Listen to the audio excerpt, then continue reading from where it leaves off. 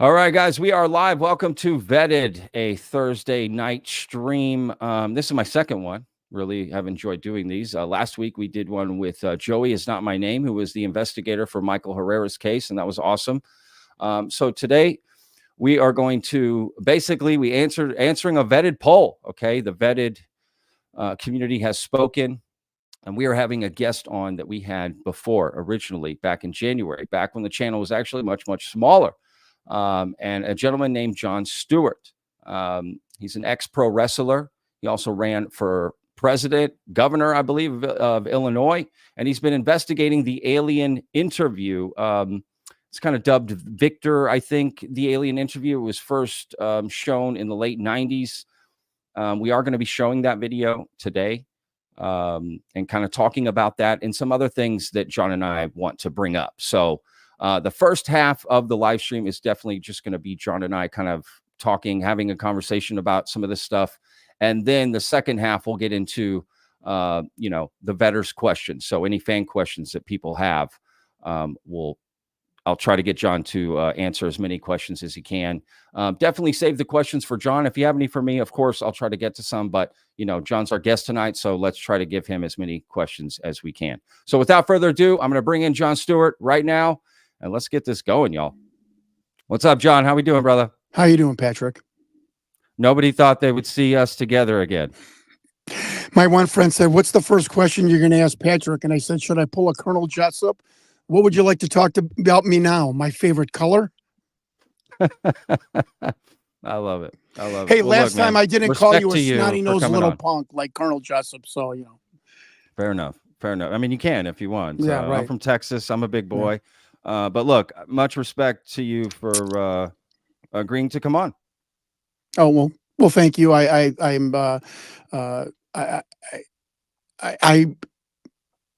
have some mixed feelings about a lot of your viewers, and I'm actually in a bittersweet moment because I try and be as emotionally honest as I can. I'm actually appreciative that your viewers are giving you and I a second platform where I have a chance to simply say some things that I didn't say in our first interview because I was a dehydrated zombie.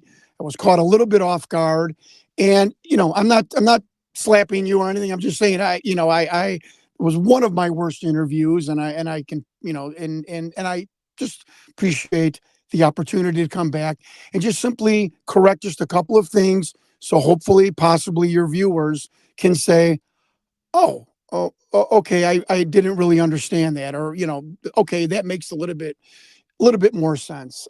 Because, and I will finish with this, I've only come to the UFO community 5 years ago with my head in my hand, with no ego, with no bravado, asking people to help me, telling people I am a ding-a-ling, and I say that cavalierly, that I don't know much about what I'm doing, but something is not right with this film. Can you help me? Can you guide me? And the internet has, and I have said, and I'll finish up here, that I could not have gotten as much information as I did on this project, on this investigation, without people like your viewers and without the internet. And I don't want anybody ever to say that I didn't credit the people on the internet. They have been absolutely wonderful. So that's what I wanted to say. Okay. Fair enough. Yeah, absolutely. Fair enough. Well, look, let me make this formal here. You and I have barely spoken through email. We had a little pre-chat before we went live, but it wasn't very long, right? And so I want to say in front of everyone watching here, Jon, I think the last time that you came on, I want to apologize. I definitely think that I crossed a line as an interviewer, as a podcast host, and at one particular part of the interview that we had about the emails and whatever. And so, yeah, man to man, just want to say I'm sorry. I shouldn't have done that. I should have been more open with that a little bit. So, yeah, I apologize, and I appreciate you coming on again, like I said, to talk about that. But I do want to get that out of the way, that I apologize. I shouldn't have done that. This is definitely going to be civil, respectful. We're adults, we're men, right? Yeah. We can talk about this. So I've come on my own journey with this as well. I'm sure you have in this community. And I'm new to it as well. I'm barely a year in, and doing a good job. You know, well, Patrick, I'm learning can how I say to something without sure, go stroking ahead. your ego? Sure. Folks, let's be real clear here. Let's have full disclosure. I was a viewer of Vetted. I said, this young man is I liked everything about your show. I said that I like this guy. Folks, I have helped many podcasters. I've loaned them money. I've given them money. I've donated to charity in their names, and I have gone on their shows because I think this is an important way for us to have our community to have disclosure. So I was a fan of this show, and I emailed you, you know, or in the chat room. I'm sorry. Let me be more clear. I, in the chat room, said, let me be on your show and explain what's going on. So yeah, I accept your apology. I appreciate that very much. But let's be clear too. I was a viewer. I was one of your viewers, and Fair enough. And I like the show. I appreciate that. Well, Yeah. look, I wanted this not to be about anything personal. My personal feelings or my personal whatever has nothing to do with the show. I don't run this channel alone, and there's a lot to cover. My main agenda is the audience, right? And they spoke. They wanted to hear from you. So, we're going to put all that aside and talk about something that is interesting, right? I say we jump into this, which is this alien interview that you have been looking into. Now, look, I'm going to be honest. Okay. I'm going to be real tonight with you, right? On my feelings. I want you to. And that doesn't mean anything. I'm one person. I want everyone to decide for themselves what they're going to believe clearly. But yeah, I am going to give my opinion on some of this. So look, John, what do you think? I'm going to ask you, do you think it's a good idea if I just show this alien interview first and then we go from there? Or what do you think? Yeah, or do you have something you want to say first before we jump into it? Yeah, I just want to say, folks, this is not how the tape, and let me just, because people have, criticized me. He says alleged and not my, because people attack me for claiming that I am believing in all of this. And so, but allegedly, this is not the way the original VHS tape came from the person who was a government employee who showed up at Rocket Pictures with a VHS tape. The tape that Victor showed Rocket Pictures had a bluish tint to it. This is on the internet and in several places. It had a bluish tint to it.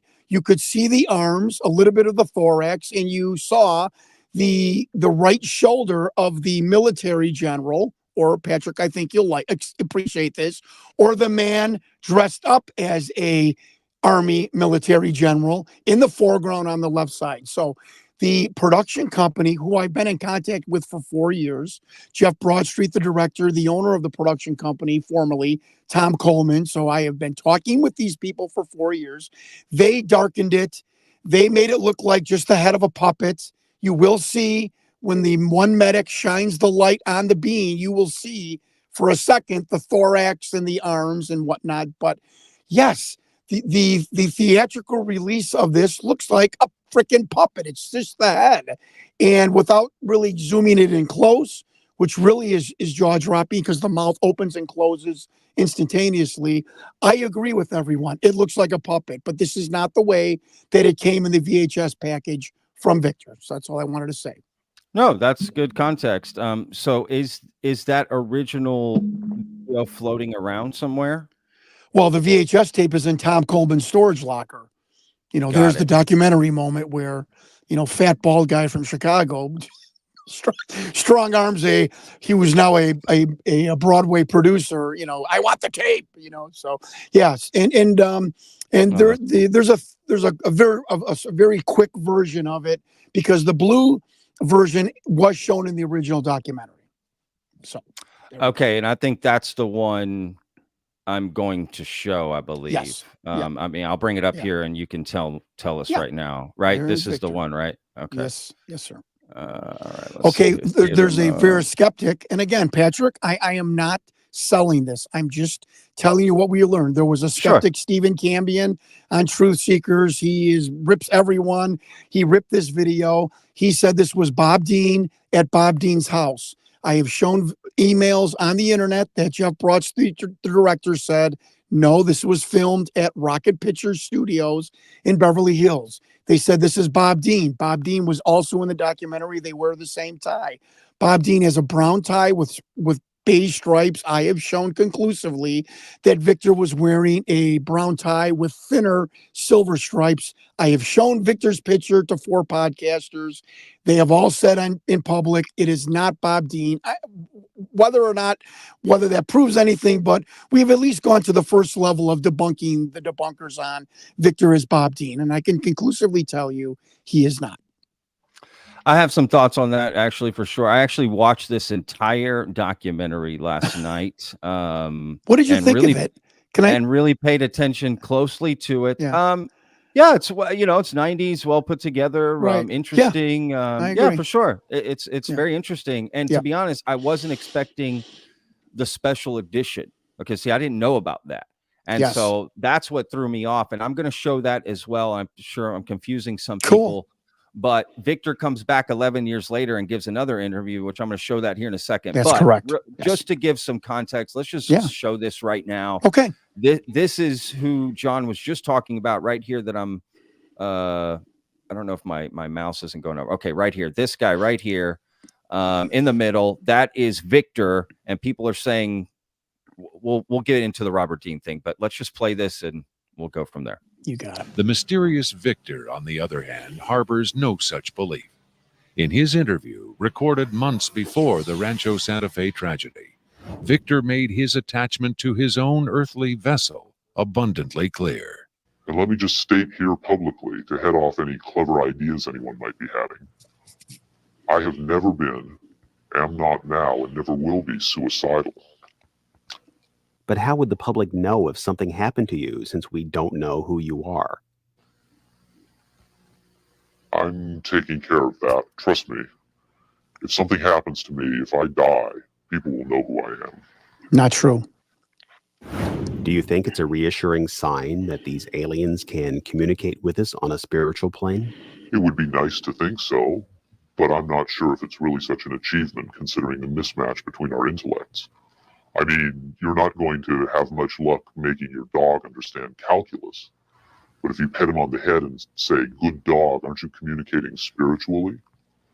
And doesn't the animal control officer say, good dog, when he comes to put some poor stray to sleep? Doesn't the vet try to reassure the animal just before he spays it? When you're dealing with beings whose intellect is so far beyond your own, I don't think it's safe to assume they have your best interests at heart. What about the content of the tape segment you brought? As I said, this is late in the series. In fact, it's quite close to the end. Because of his unwillingness to reveal his own identity, Victor's story stands or falls on the credibility of the tape he supplied. Here, exclusively for the first time anywhere, is the uncut, uninterrupted alien interview tape, shown in its entirety in real time.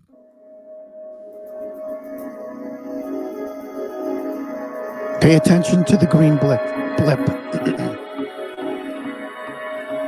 That's his heartbeat, right? Not according to Whitley Strieber, who we just found a video of him a month ago. So that's got it. interesting. All right, let's talk about that afterwards for sure. Absolutely. That sounds interesting.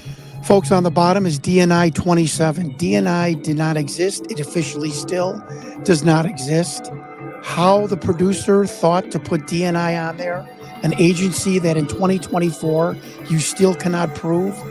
But I've had a CIA, a directorate level CIA retiree. I've had a Navy aviator and 2 other leakers tell me the Department of Naval Intelligence is an agency buried in the Department of Navy. It's kind of like where their spooks hide. Just telling you what people told me. Yeah. Including a CIA directorate level retiree who was caught off guard by me. So this is purportedly, right, an alien at S4 just outside of Area 51 being interviewed, a follow-up interview, and there's a telepath somewhere over here in the bottom left-hand corner of the screen, what you might say stage left here, potentially, like right? That. No, right, I love it. Yeah, true. With the glass in between them, correct. Right? Correct.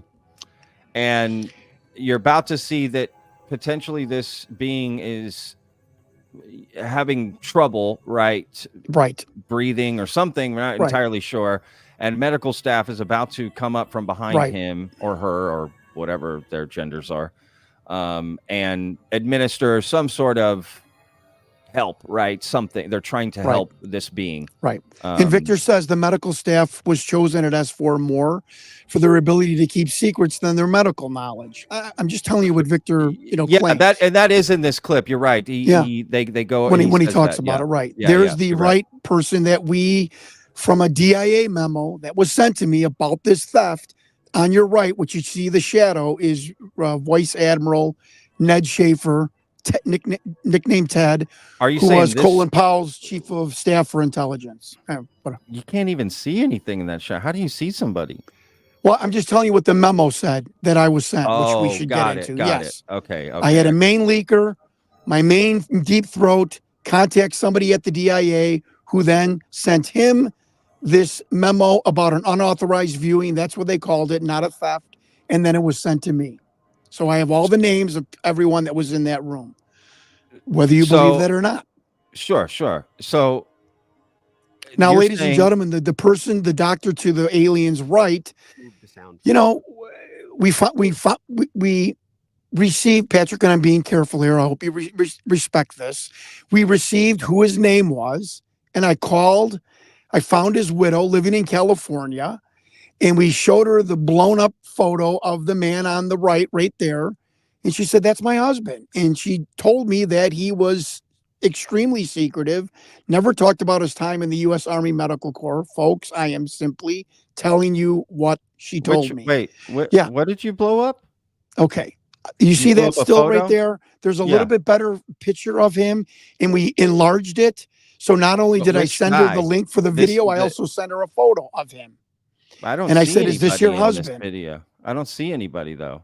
It's too dark. How do you see anybody? The doctor on the right with the headdress. Yes. Yeah. That's not even a face. How do you even see a face on that? Okay. Well, if you enlarge the video, okay. I guess it's a different parts, right? Where he a different part. We enlarged it. Yes, granted, it is blurry, but you show he's got a very pronounced nose, and we showed her the close up, and she said that's my husband, and we showed her daughter, who said that's my stepdad. And their stepdad and the husband, they claim, look like the cop on the episode Funny Money on the Honeymooners. Folks, if you think this is crazy, think what I think this is crazy. So I didn't know what else. I didn't know what else to do. We sent her as clear of a picture as we could, and we were told who his name was, and and he's no longer with us, right? No, he died in 2014 in Northern California. Got it. Nothing on the internet of him. How can a doctor for 30 years have nothing on the internet? He was in a golf tournament at the country club, he for this award, or he got married, nothing. And I am just extrapolating what Bob Lazar said and many other people in these programs, that once they leave, they get sheep tipped. Their bios, their information is removed, erased, delineated. Just telling you what other people have found. I mean, to find Victor's bio was almost near impossible. So this seems to be, if this is a hoax and a story, that one of two things, and I'm prefacing this to curry favor with you and your viewers, that it's a carefully crafted hoax of people that don't have medical or physicist bios, or this is part and parcel of a procedure with the United States government who bring in people to these programs, and after they are done with their time in these SAP programs, special access programs, they're sheep dipped, and that is a CIA term. It's the removal of all data, of all bio information. Sorry. What are you saying, John? It's called sheep dipped. It's a CIA. It's in a. When you say that fast, it comes out wrong. Like when I said the woman who fingered her husband. Yeah. I mean, come on, bro. If that isn't one of the funniest moments in ufology, I don't know what the fuck is. It's definitely the funniest moment on Vetted. There's no doubt about it. I mean, I never laughed so hard on this show in my life. And when you didn't laugh since about from it that in our moment. first interview, I'm like, oh fuck, I am in trouble with this guy. You know, and I should have, and I should have, and you're I'm right. not slapping you. I'm just saying, yeah. I'm like, Yeah. oh boy. And No, so that's yeah, funny. so this appears either again, folks. I understand what a clever ruse. All of these people that are claiming to have been at S4 with aliens also don't have any proof of their bio and education. I get that. You don't have to email me. I understand the trickery. However, there's the flip side. It is a term in intelligence, being sheep dipped. Your life is removed. And I just had the wife of a alleged telepath basically tell me the same thing. They turned this guy into a bum. And the one thing that strikes me, okay, I had a woman a bomb. To a bum, to a bust out. We have that term in Chicago, like a bum, they turned him in because he couldn't get a job because they allegedly screwed with his social security number. I'm not getting off on a tangent. I am simply saying that, and I find that weird that the director of the 2 documentaries with Victor, one of the statements that he wrote to me was, Victor appeared to me, John, off grid, living off grid. He came in a taxi cab, didn't drive. He appeared off grid, and Victor says, "I've been on the run," so to speak. So the director, who has really no stake in this, kind of backed that up. So why are 2 people that claim they were at S4 both claiming that after they left and they were, essentially turned into like bust outs? This guy, right, Victor? He shows up to this studio called Rocket Pictures. Yes. And they film him, so they know what he looks like. Oh God, yeah. Well, I know what he looks like. You know what Victor, the real Victor is. Yeah, and the story is Victor went to Fox to sell this. Fox, he went to a man. Who is the real Victor? Well, I hope you appreciate that. There is a documentary being produced on this. Oh, okay. So you're saving I don't think to release that document. So okay, yeah, so we're doing a documentary on this. Of course, it's been 3.5 years. I'm in Hollywood limbo. Whatever, that's another story. But yeah, Victor, we have Victor's full name, much to the disbelief of some skeptics out there, and we have his bio. He was, according to what was shown me, he was the biologist at S4 who was in charge of the 6 deceased aliens in liquid storage. And we have that story from a security person at S4 who came out in 1990 with a 5-hour tale of life at S4. It didn't come out until 2010. They stood on this for 8 or 9 or 10 years. So Victor was kind of saying the same thing that this man was saying, which is they have 6 dead beings in liquid storage. And we have been told and found out that Victor was the caretaker, and to show these aliens to dignitaries that the facility, and that would kind of explain why he hates Donald Rumsfeld and Dick Cheney, which he talks about in the 2008 documentary. He lays a challenge: go find Donald Rumsfeld on March 23rd of 2008, which I did. He was in Taos, New Mexico, New Mexico, which is just outside Dulce. And I don't want to get into that, but I could see, he called Donald Rumsfeld a bombastic boob, and I could see him showing these beings, taking everything serious, and Rumsfeld asking ridiculous questions, and it pissed him off so much that he actually talks about it in the second documentary. I don't even know why you would even bring that up if you were hoaxing. And I will finish with this. If you were hoaxing this whole thing, why would you come back 10 years later and goad the UFO world, calling the UFO world all kinds of horrible names like you've done nothing. You people have done nothing. You haven't found out who I am. You haven't researched if the alien is real. He's mad that people take the alien a prima facie as it's real without doing any investigation. I'm not trying to sell people. I'm just asking myself, with your viewers, how could you be mad at someone accepting your video as real? It's like, it's oxymoronic. I mean, you would be like, there's a lot of people that know it's real. He didn't. He's like, fuck you, the ufologists who say this video is real, without doing any investigation. I'm sorry, folks.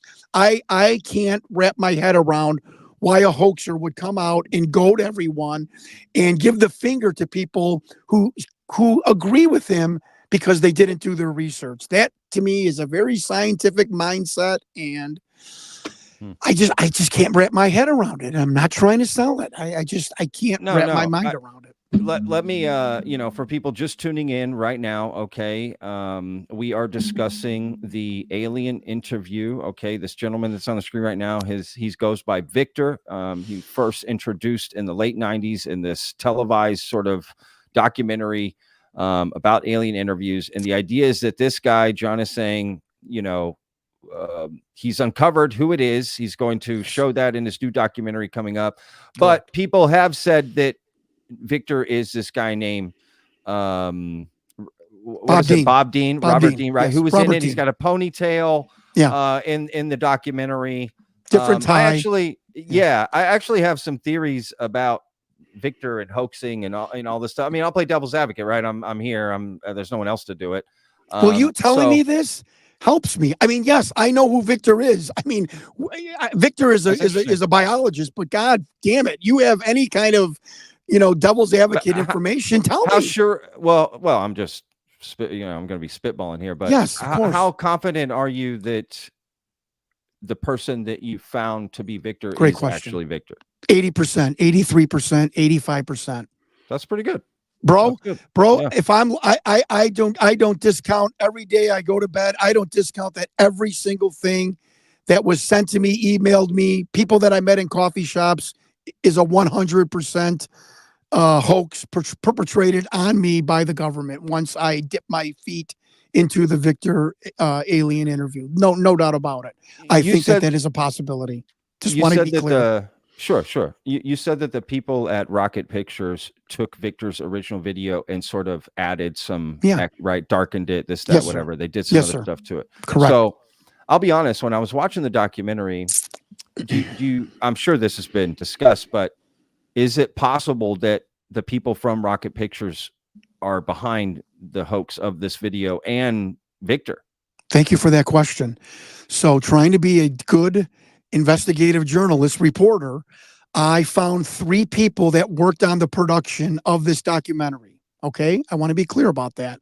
I asked all 3 people, give me your gut feeling. What happened when Jeff Broadstreet, the director, called you? All 3 people, and I am going to summarize this in one lump of statements, and they all 3 said basically the same thing. Jeff Broadstreet called us, said, they were all stringers, which is part-time people, gig workers, an editor. One was special effects, and I forget what the other person did on the production. I believe it was sound editing, and they were stringers, part-timers, and each basically said the same thing. Jeff said, "Yeah, I want you to come into the office. I have something to show you. We're making a documentary." All 3, especially the editor.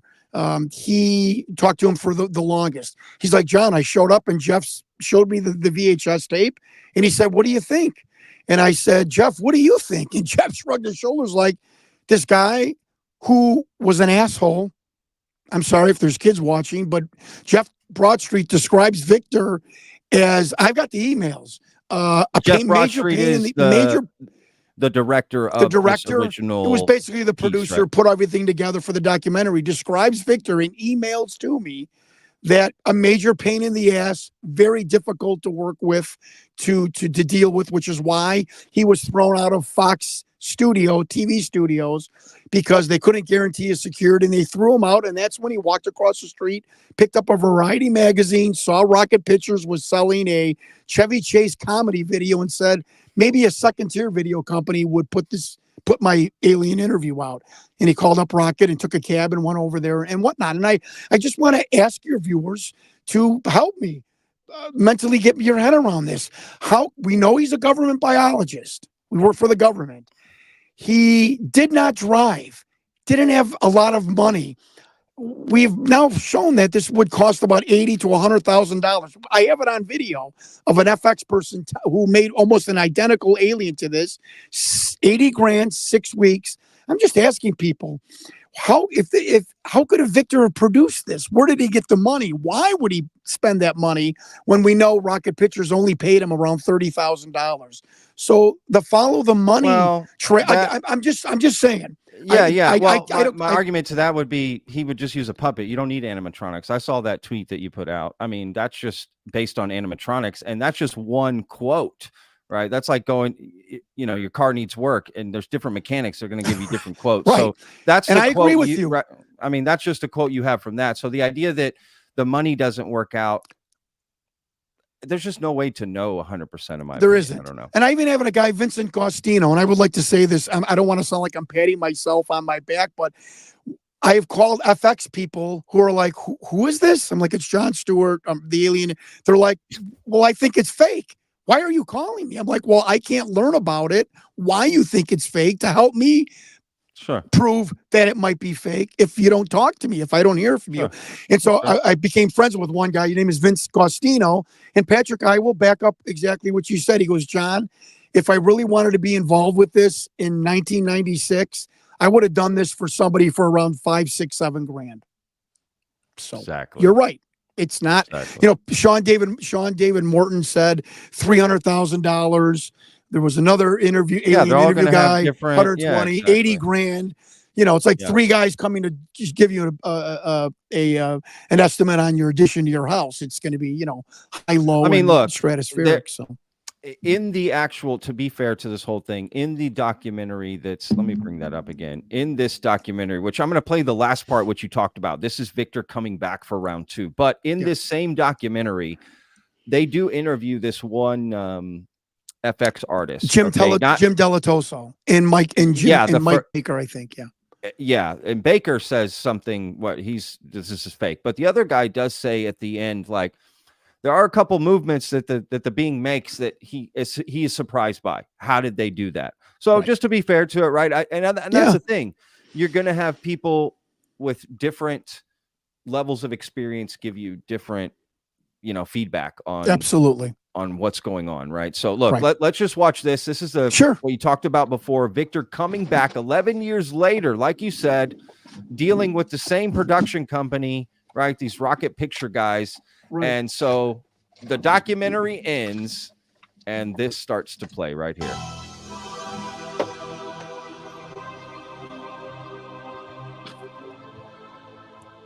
I've essentially been living in hiding. Essentially, my life from before your documentary ended with that phone interview. And since then, I have been living by my wits. That's a creepy picture on that. Yeah. Well, he's wearing a Donald Rumsfeld mask. Believe it or not. Is that what the mask That's what that is, sir. So it reminded me of Point Break. It reminded me of Point Break. And I'm asking you, Patrick, you're an intelligent man. How could you fake a yoch? That's my mother's Italian word for I got a problem with you. A yoch. How could you fake? I don't know. Not saying it's true, but this Donald Rumsfeld fetish, this issue with Donald Rumsfeld, buys the mask, talks about that he's a bombastic boob and he knows everything and he's trying. I don't know how an actor, why you would pull Rumsfeld out of a hat and talk about him. All right, Victor, duly noted. But you did come to us and request this interview. Yes. And you did request money, which you've been paid. Yes. Per your insistence, it was just to be me. Yes. And I'm not a professional cameraman, so I did bring along a second cameraman to shoot some additional footage, so we have something to cut. Would an actor be worried about on other people in the shot? The camera set. Okay, here we go. This to me, John, real quick. Well, I must say this to me seems, honestly, this is just my opinion, but when I saw this really, dude, this is so full of shit, in my opinion. This to me, just my gut feeling, this seems so set up. This little meeting out in the desert in a Toyota RAV4, showing up with a back scratcher. I mean, come on. 11 years later, this. But look, let's just hear from him a little bit, and then I want you to take over, right? You give us your opinion on it, but let's just hear him for a few minutes here. You got it. say that I never expected to hear myself called Victor again, or to find myself in disguise in front of a camera again. It's now been 11 years since we last conducted that interview. Yes, the Art Bell interview you arranged for me. In May 1997. As the interview progressed, I began to get a different sense, and that was that he was scared. I think Victor really is scared. We had an FBI agent tell us the same thing, by the way. With some sarcasm. Looking back on it now, 11 years later, you didn't want to do it. I did not want to do it on the day that I did it. You and that rocket man foisted it upon me after we had made an agreement for one on-screen appearance in your little documentary. And then somehow that agreement metastasized into an ongoing series of promotional appearances, which was not part of the agreement. You agreed to do that one phone interview with Art Bell Coast to Coast to promote the video at the time. Which was a live interview, and I had made it abundantly clear that I was not to be put in a position of revealing my whereabouts in a live situation. Again, Victor, with all due respect, you knew that the Art Bell show was live. So real quick, I'm going to go to the part that you're talking about, John, real quick, where he kind of brings up some talks French. He talks about the solar deluge, the solar ejection. I think it's right here, Donald. Very bizarre. And since then, I think you will find he has lost all interest in the United States and trivial earthly power. His sole interest now is to find a way to be one of those who are taken off when the end comes. So what you're saying is the biblical end times are upon us? Is that what you're telling me? It's rather childish to call them biblical, since the Bible itself is simply a smokescreen. These aliens come from the universe of science, not the universe of religion. Religion is a deliberate disinformation campaign started by those who first encountered the aliens and first kept that knowledge to themselves. Donald Rumsfeld is merely one of the last of the line of those who try to maintain personal control over information that should have been made public to the entire human race. All right, so he kind of just goes on, and they do bring up the Mayan calendar, 2012, right? Yeah, but he calls it the Zoltine calendar. I'm just saying, it's the freaking highest educated human being actor I've ever heard of in my entire life. I mean, let's be real, John. Come on, what are you? What? Oh, okay, well, come on. If you just listen to the Art Bell interview and listen to just his verbiage. This is a very, I mean, we've had two police officers from the Reed School of Lie Detection here in Chicago and a former FBI agent. All three of them said that Victor, number one, displays dark humor, which is common with whistleblowers. These are experts in lying. Displays dark humor, common in whistleblowers. That Victor exudes an extreme amount of stress, common in whistleblowers. And the FBI agent turned off the Art Bell interview at like 7 minutes and said, "Are you kidding me? Who could come? What director in Hollywood?" And he made some disparaging remark of the brain cells of people in Hollywood could come up with that kind of verbiage. He's like, this guy, I don't know who this guy is, but he's a scientist. Former FBI agent.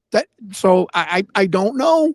Ladies and gentlemen, don't scream and yell at me. I don't know. No, yeah, you're just repeating, and that's what experts are saying. Me personally, this guy totally sounds like he's making this up. It totally sounds fake. Absolutely, scripts are written every day. In fact, lots of great scripts, great writers. Can I say something? The writer of the documentary was the writer of Aliens, Bob O'Donovan. That doesn't bode well in the category of that it's real, but I just want to be honest. So that's a hell of a writer that wrote this documentary. Let me just throw a wrench in this whole thing and tell you who I think Victor actually is. Okay. All right. I'm going to show you. And you're going to laugh, I'm sure. A young George Knapp? Yeah, that's as people are saying. That's what he looks like. It does, right? That's funny. He looks like Arn Anderson from pro wrestling if he lost 40 pounds. You ready, John? This is who I think. This is I'm who I ready. think Victor potentially is, and he's in the. Remember, I have documentary. his name according to Jeff Broadstreet, the director. Yeah. But go ahead. This is literally this is me Come on, watching show it, me. going back and forth, Okay. looking at Victor in the shadow, and then seeing this guy come up in the documentary and going, "Oh, who's that?" That's who I think it is. Oh. That's who I think is well, playing Victor. It's not. I mean, I've shown Vinnie Adams, Jack Connors from Cosmic Road, Linda Howell, and a lot of people who Victor is. Yeah, it's not Tom Coleman. If you look at the dark figure, right? Right. He has the same neck and Adam's apple, and the way his shirt fits. If you notice Victor, this is something that I found interesting. Forget looking at the face of Victor. The most important thing is to realize the way his shirt. Well, fits you're a around smart his man, neck because that's what I and did his too. Jacket. That's right. And to me, it's Ill-fitting, the guy I right? just showed you. Ill-fitting. It's this guy. It's the same thing. Yeah. To me, that's who that is. And I think they potentially hoaxed this video for Rocket Pictures. Because if you notice in that second Victor interview 11 years later, they call him the Rocket Man. Like, who talks like that? See, I think you and I, and this is the great part about human psychology, is how we filter things and take things in. See, when I hear that Victor talking in the 11 years later, I hear nothing but BS. My BS meter goes off. I nothing but about it sounds real to me. The whole situation, you brought 2 cameras, and okay, what are you talking about? But you hear and you think, oh, that guy sounds credible. And no, I get it. No, I just hear some very highly scientific terminology that made me take a step back and made an FBI agent and 2 police officers go, Hey, he brings up in the first there's video something here, right? Go ahead, Look, sir. I'm glad you're doing the documentary, and I'm glad you're looking into it. I mean that genuinely. No, I appreciate and I'm that. glad you're looking into it, and I'm glad you're interviewing people, because at the end of the day, you're right. Look, we can dismiss things very easily. You see it, oh, that's BS. But at the end of the day, you do have to look into it, and you do got to find out, and you got to do the legwork. So I am happy you're doing that. And remember, that. I'm trying to, and that's something I didn't appreciate before. Patrick, I get it. And you complimented me before. Yeah. This guy just wants to find the truth, and that's what I thought. I get it. Yeah, I get it. And look, and it could come out, and I could eat my words later, and this is true, and everything, and that's fine. But just my gut, just with zero research, zero actual investigating, that's just what I see. I appreciate that guy that I showed you is Victor, in my opinion. This guy Tallman, president of Rocket Pictures, he looks just like it from the neck. Everything is Adam's apple. It all matches. The way his shirt fits around his neck, the jacket, everything is identical to the Victor character. He's also not the person that goes and films, right? That's a different dude. Correct. That's Jeff Broadstreet. Yeah, that's his director. Tom is playing because Tom is playing the other character, right? But who knows? I don't know. Well, if you agree to not show anybody Victor's face, I will send you when we're done. Victor's I face. don't want that. Okay. I don't want that. Oh, that's right. God, we should never email each other. Okay. Right.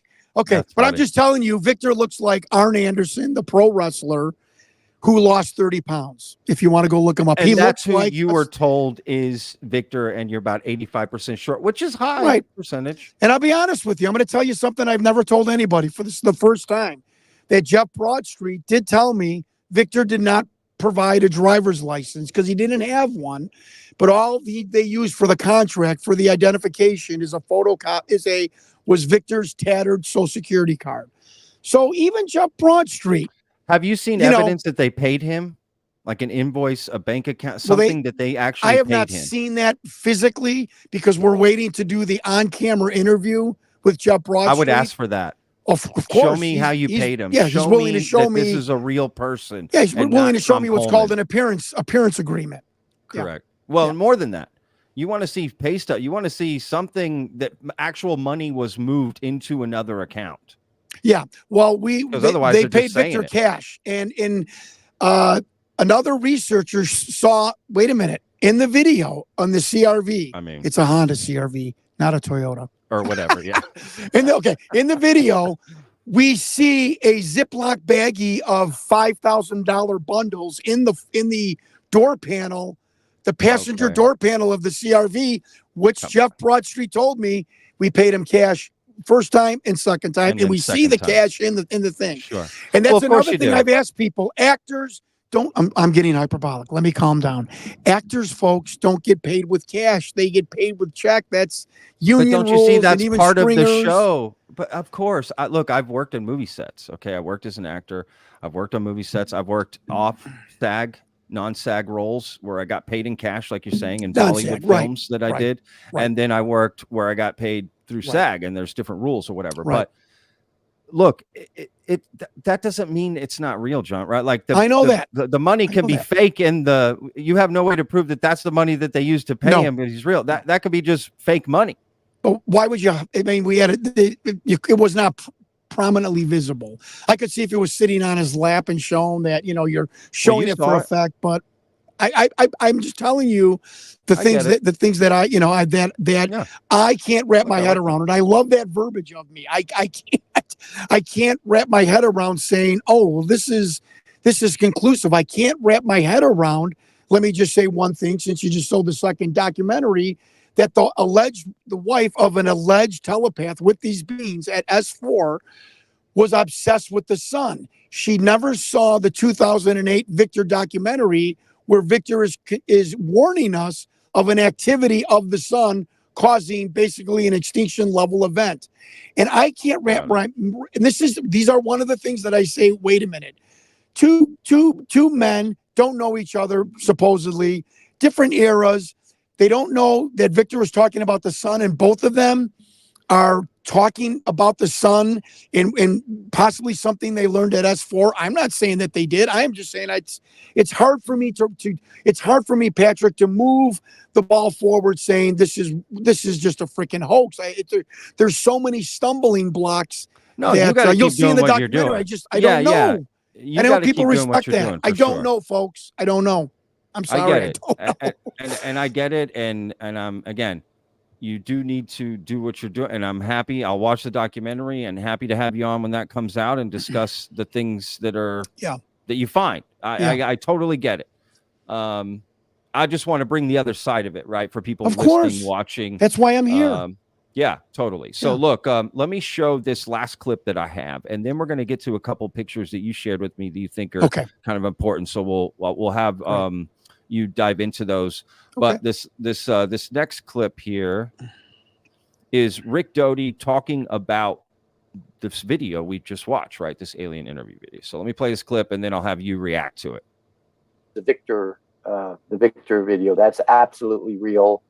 And in the bottom left-hand corner, there's the notation DNI.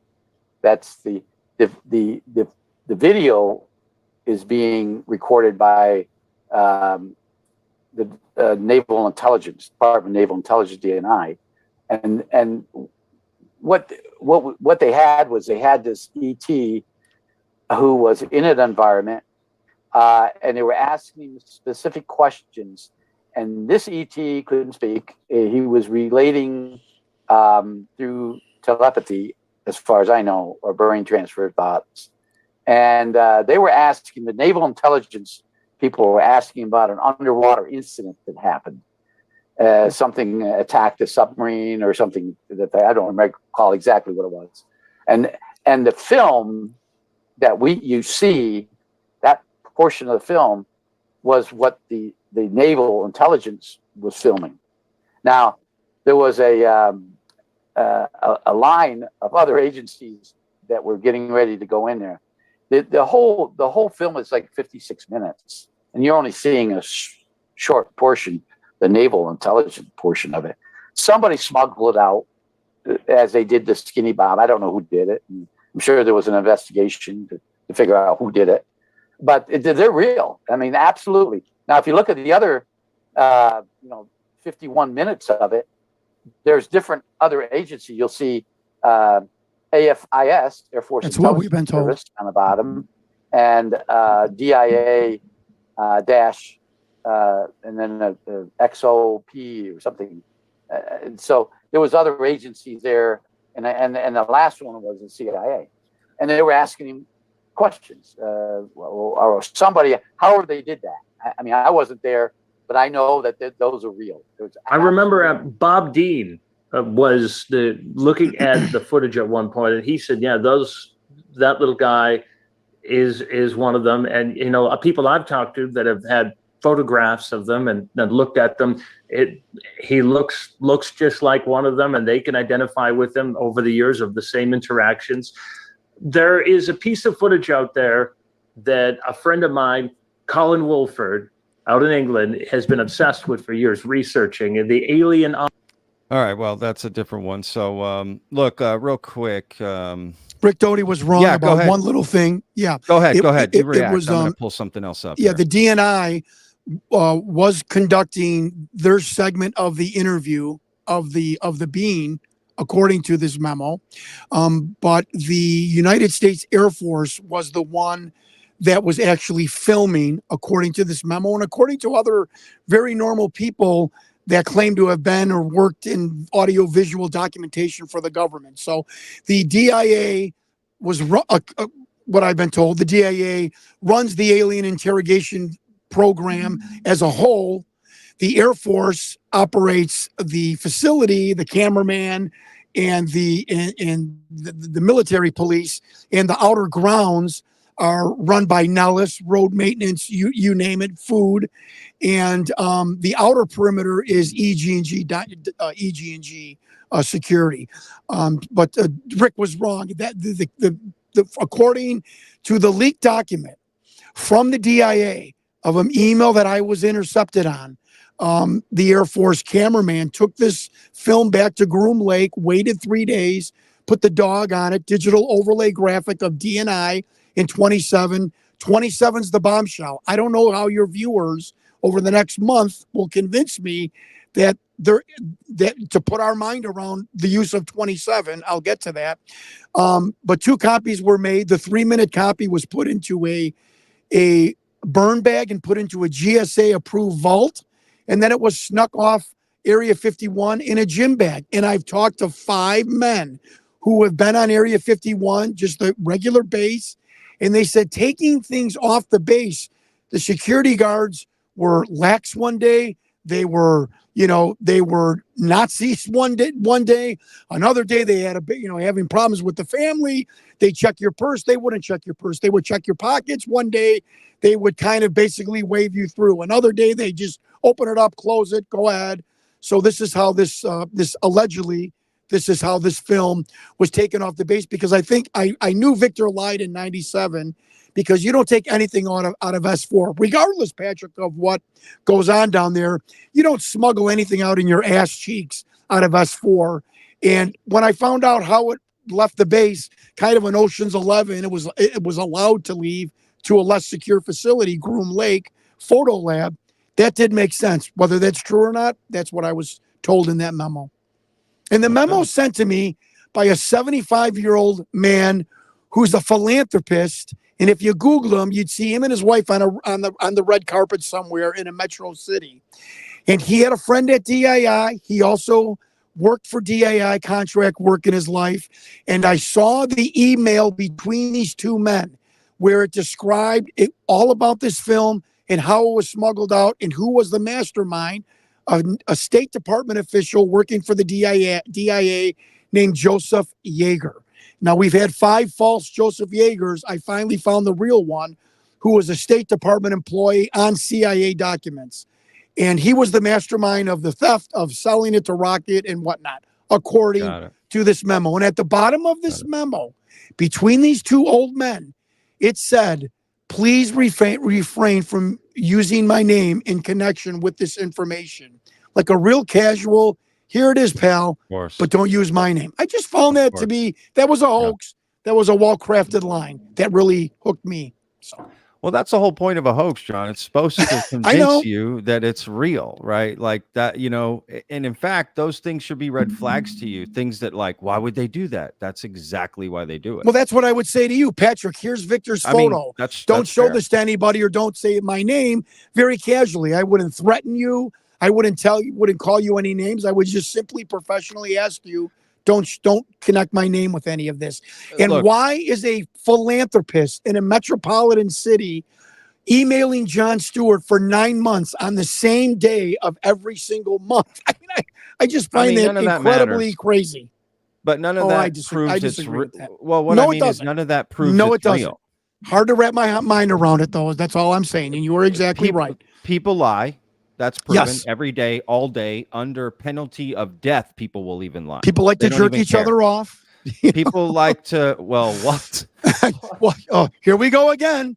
You know, Patrick, we should start having a gag reel of Jon Stewart on Vetted. Maybe we could sell that. But then Stephen Cambia would call us grifters. That Stewart's a grifter, and he's in cahoots with that Patrick Armstrong.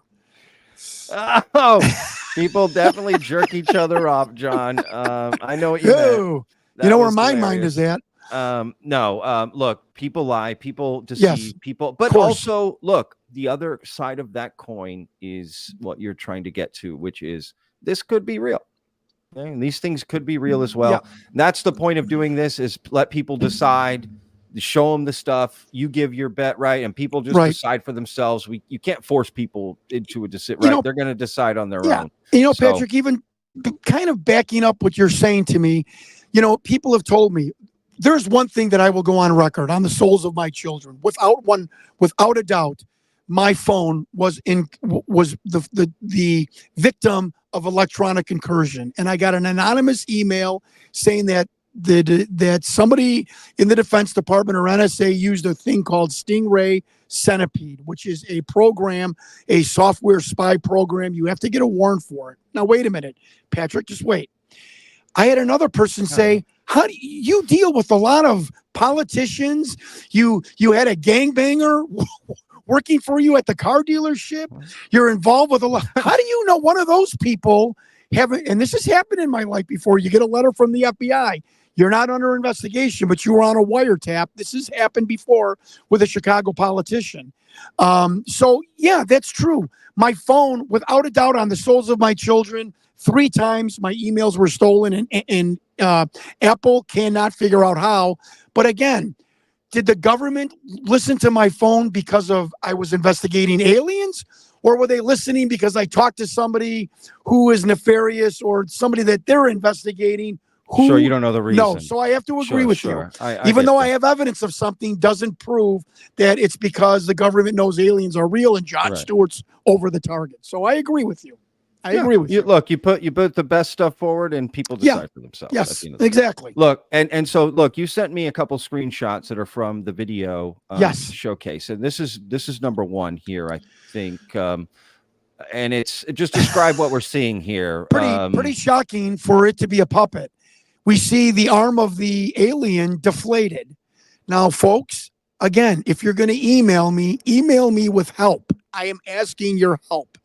So about 3 months ago, I'm like, holy shit. I'm going to call the producers and who during my documentary and say, okay, this is a hoax. I've shown that it's a puppet. I show them the photo. They're like, oh my God. Okay, well, still got to make the documentary. It's a great ending. You found out it's a hoax. Now I take this, of course. Right. You know, and credibility for me showing this to the world, disproving a percentage of my theory. So I showed this to special effects people. Folks, you just have to believe me what I was told. And I'm asking for your email help. So don't yell at me. All 3 special effects guys went, oh, look, we wouldn't do that. There is no animatronic puppet that is inflatable. We would never do that. You're scaring me, dude, because that looks like, you know, that's nothing that any FX person would do. And I'm going, wait, what? So now somebody emails me off the internet because I talked about this one time, and he said, look, my brother is a herpetologist, is expert in reptiles. You know, people have said, you know, that is there some kind of reptilian, I shouldn't say that word. Is there some sort of, you know, DNA with the beings that relate to that? I emailed the guy.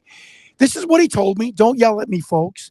He said, when reptiles are defensive, when they are nervous, when they are threatened, they will flatten certain parts of their body. There is a small rattlesnake snake-looking snake in Texas that it flattens its head to make it look bigger to thwart predators.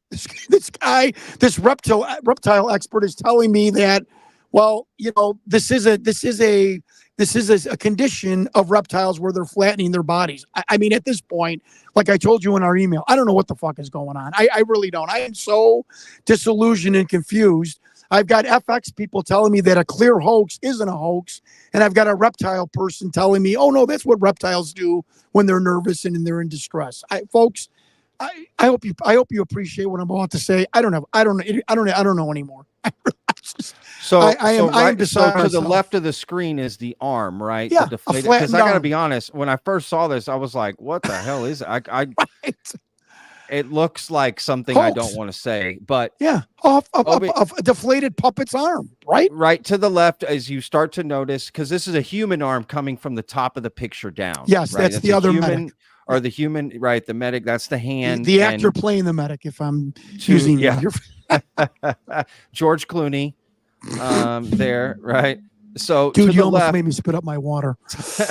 stage left here, you do see it does look like a deflated arm. Yes. I mean, I'm not gonna lie, that definitely does look like what you're saying. I mean, And forget the left of the arm. Look at the ridge. Somebody said, well, it's a shadow covering up the bicep. Oh, come on. Look at the ridge between the armpit and yeah, the that's what skin, so to sells it. speak. It's a That ridge, is right? That is what sells That that. But arm's it is deflated. dark. It does look deflated. Now let Yes. me show the other one real quick. Yeah. This is the arm not deflated. This is correct. This will be the arm not deflated. I have to show both right sides there. so people don't, Boom. scream at me. Right? That's it, Yeah, right? That's it. So there's the regular arm. And you see, does it look like they're injecting something into him or what's going on there? No, they got a mag light. He's holding a mag flashlight. Oh, that's the flashlight in Yes, his sir. hand. Yes, sir. Okay, got And it. can I tell you something about the armpit? I spent $2,800 of Please, mine I and want to my. hear about this armpit. Please, I'm dying. I spent $2,800. Patrick, I want you to put yourself in my place.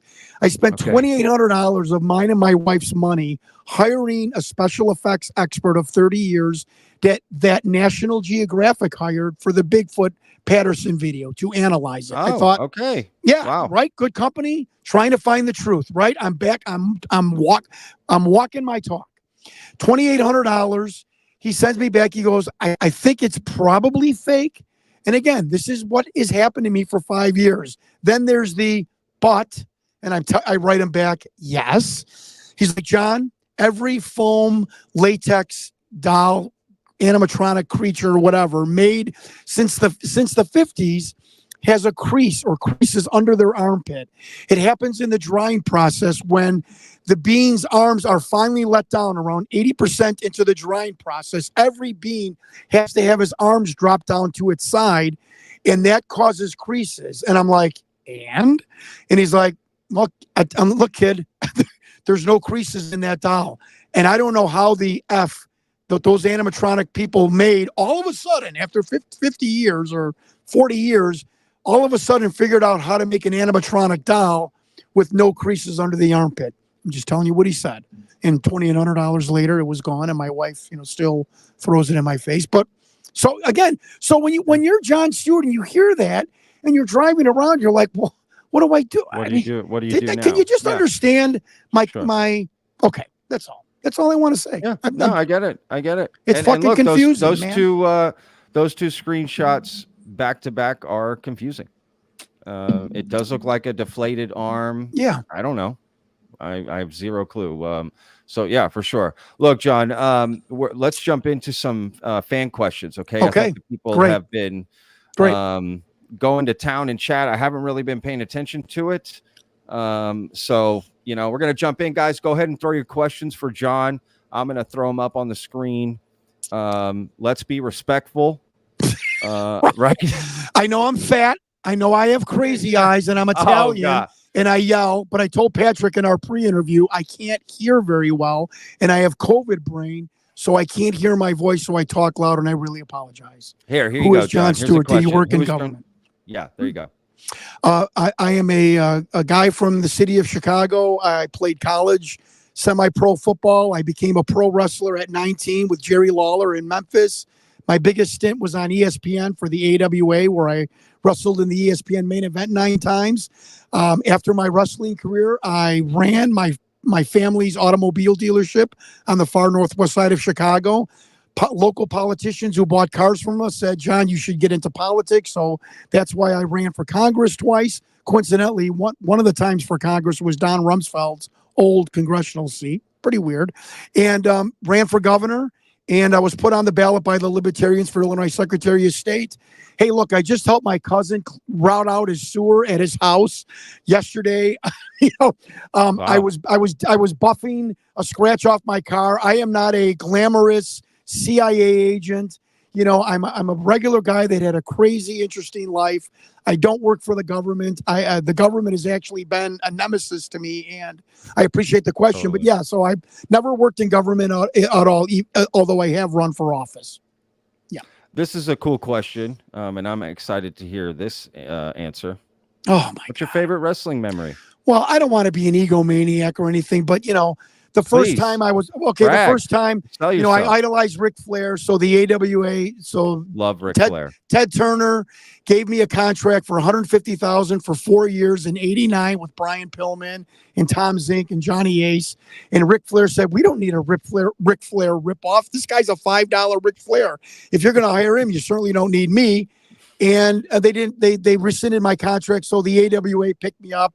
I still had the Ric Flair gimmick. So my first match coming out to the music on ESPN with the Ric Flair robe is my finest moment in wrestling. It's 3 years out of high school. I was still a junior in college with textbooks in my wrestling bag. I'm not lying to you.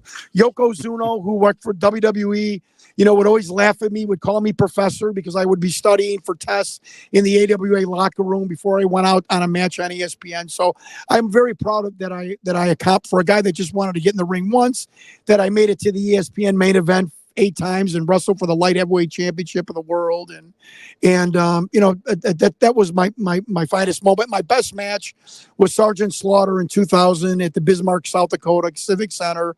I mean, we lit the place on fire, and it was great to have that magic with somebody. We had known each other, worked with each other for like 10 years at that point. And that was my best match ever. And guys that in the wrestling locker room that were there still, talk about it with me. And so I had an interesting life, didn't make a ton of money in wrestling, but I feel very fortunate that I was able to accomplish my lifelong dream. That's awesome to hear. And great question, Maddie Daddy. Thank you for that. Thank you, Maddie. Thank you. Maddie. Yeah, I should have just said Maddie. I don't want to. Maddie Daddy. Come on, dude. You made me say that live on the internet. Jesus, Maddie. No, great question. Really enjoyed it. Look, real quick, we are going to get back to the questions, but I do want to bring in a special guest real quick. Let me bring him to the stage. It's a surprise. Pavo from Psicoactivo and the Big I know this Thing guy. And Down to I know this guy. Earth. Yeah. Yes. Yeah. What's I up, know you. man? Hey Have guys, you been watching? Have you been watching Pablo at all? Yeah, I was stuck in traffic. That's why I made it so late. I'm sorry for being late. No worries, I man. apologize. How you guys doing? Have you seen great, Pablo? Have you ever seen the alien interview before? The one that we showed? Yeah. What are your thoughts on it? Just curious. It's this is an old video, so relatively old. You couldn't do effects back then, really, unless they're practical. And when I be 100% honest, I believe what I'm seeing is a practical effect. That is my belief. I don't understand a lot of what's going on with the whole case because I haven't paid a lot of attention to it. I did see your interview between Patrick and you, John, and it got a little tense at times, just a little. But I'm glad that you guys are talking it over like adults, and that's what I wanted to see, to be honest with you. Regardless of what I think of the case or of the video. Right on. Cool. Well, look at that. All right. Great. Okay, John. This is from Legend. He says, awesome vid, guys. Thanks, yes, Legend. Thank you. God bless you, kid. Here, this is a good question, John. I think we sort of spoke about it briefly in the live stream, but maybe you want to expand a little bit on it. Why is the room so dark in that video? Okay. What experiencers, insiders, informers have said for 30 years, the grays are very light sensitive, which is why they have this biological lens covering. I was told that by a man from the National Air and Space Intelligence Center. One of the things he did tell me was the new designation of extraterrestrials by the government is saber, like a sword, synthetic astrobiological extraterrestrial races. And another thing he told me was that the blackness over their eyes is a biological synthetic sunscreen, for lack of a better word. And the room is dark. It's actually the creature is bathed in light. And I know this from having very slight brain damage, and I'm not being flippant, that I don't mind a lit room. I mind light directly in my eyes. And you can see that the light is like a can light on top of the being's head. It is not in its eyes. And in the room, according to Victor, is for the creature's comfort. That's what they were saying. Well, the light is coming from in front of him because you can see the light in his eyes. Well, the flashlight of the medics, yes, but they're not shining in his eyes on purpose. Victor tells us that right now, there's no medical staff, right, on the picture on the screen. So you see how the lights are right there? The eyes are in the eyes. Yeah. That's how you light professionally for film. You make it to where the eye, the light comes in the actual no one's ever said that. Eyeball. Interesting, because so you can show the face, right? Yeah, you want the eye to stand out, right? It's like backlighting. It's called 3-point. There's what's called 3-point lighting. I mean, I do it here, right? There's different types of lighting, and so you can tell where the light is from the reflection in his eyes. The light is directly where the camera is. The light is either to the left or to the right of the camera, facing directly at him. And I can only say, why it's in his eyes. Is this something that the government, the government needs to see facts too, their audiovisual department? Did they, is this their lighting? I don't know. I've never asked this. Yeah, that could have been them. Can you show the video, Patrick? When the being picks his head up, does the light go on? I always thought the light was on top of its, or sort of on top of its head, not directly in its, and I'm meaning eye level. See, maybe you're right. Yeah, it's kind of It's a little inconclusive, but the forehead, reflection in his eyes, forehead, it can't be in his eyes like that if it's not over here. Does that make sense? That the light wouldn't be in his eyes like that above him. And that's how you light professionally. Look, when you watch movies now on TV, you're going to see that. You're going to see always the light in someone's eyeball, because it makes the eyeball stand out. Right. But remember, the government is. I'm not being Ashton for. I'm not being Ashton here to disagree with you. I'm just saying that. Remember, this was professionally filmed by the government. It could be their lighting. I really don't know. Or the lighting of a professional film company that knows how to do that. Of course. Because in a dark room, if I light the eyes, you can see it better. Yeah, right. But I don't know, right? Either way, it's just interesting. Right. Either way. Right. That's a great point, though. And this is why I come on podcasts like this, because I'm learning every day. I mean, it is intriguing. Right. When I see the video, it is. And when you see that mouth, here's another thing that I noticed in the past 3 days. The bottom chin of animatronics open. I've never really seen an animatronic 20 years ago with the top mouth. And his top mouth opens like a bluegill. The top mouth and the bottom lips both open. And that makes me raise my eyebrow. I'm not saying anything. It's just, and every time I see an animatronic, only the bottom chin opens. It's weird. And when I zoom that thing in, I mean, I've had FX people go, whoa. Right there, right? Right there, right? Yeah. He's pursing his lips and the top lip opens automatically. Now, somebody said it could be a remote control cable put inside in the top lip. So, well, it could also be a hand inside of a puppet, and he's moving the mouth up and down. I mean, that's how puppets work. The bottom moves. Patrick, can I get your opinion? Why would you? I am not aggravating you. I am asking because you're more theatrically inclined than me. Why would you get two people, dress them in military outfits, and put them in the foreshadow? I mean, does that? Why wouldn't you? You might have lit it. See, why spend the money and not show them? I don't know. Well, why not? Maybe they did initially, and like you said, they darkened it. So originally they thought, oh, it doesn't look, it looks fake, so we got to darken it. Yeah, right. Again, I'm not stating that that's what it is. I know that. I don't know, right? I'm asking your but opinion. Yeah, that's my opinion. Possible, right? That's a possible scenario. Because you know how cheap producers are. I mean, they had the people. Why would you spend just money? like, They're not even in the shot, right? Look. It's like anything creatively. You're going to start with more and then bring it down. You're going to shrink. Good So point. any film is edited. You're going to bring more stuff. Think about how many movies where they'll delete an entire scene where they spend $10 million on the scene, gone from the movie. True. So, but again, I don't know, but it is interesting. Yeah. Look, let's get to some more questions real quick, guys. Remember, we got to talk about the blip in 27 before we leave. Real quick, Legend. PV, Pavo, stoked you're here. What is your main question to the look, Legend? Okay, Pavo, what's your main question, brother? Okay, so I want to ask Jon, the reason you are so invested in this. I would like to know why you're so invested in this, because in my view, being someone from the outside, I consider you want to believe this is true. You're wrong. You don't? I'm wrong? You are wrong, sir. Okay. You're wrong. I got invested. Yeah, real quickly. 97, I see this film. I see a gray alien that's tan with round eyes, not almond. And I did I see DNI, Department of Naval Intelligence. I'm running for Congress. I'm on a bus tour with Senator John McCain, former Navy guy. I turn to him. We're having a great weekend, laughing, drinks, food. I turn to him and say, Senator, by the way, do you know what the Department of Naval Intelligence is?